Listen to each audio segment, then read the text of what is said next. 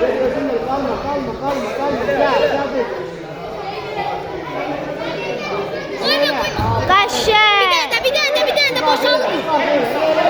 Gedər qaşır. Sakla dayı yapacak çıkıyor. Sakla kirayı yerde. Sakla. Geç arkasına. Kızdı. Ey Allah sen beyle. Bəylə. Ey Allah. Ayağını kaldır. Bir şey de olacak. Ey Allah.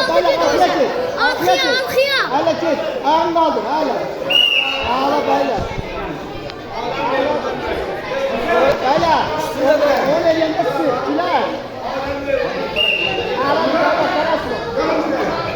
Ölsün. Ayağına bak. Kanatana sonra. İndir abi. Ha ölsün. Bir altı. Sakla altında.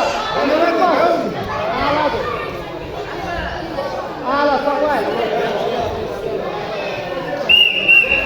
Bir tane. Ayla. Biraz daladır. Biraz daladır.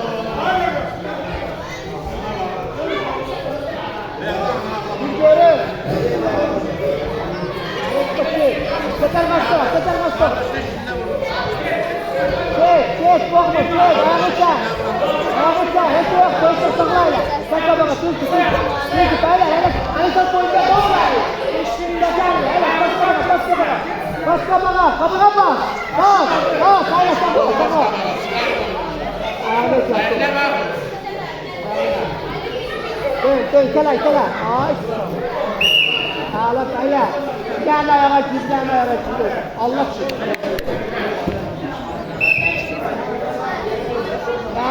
Sağ ol, aferin sana. Kalsın da. Basma böyle.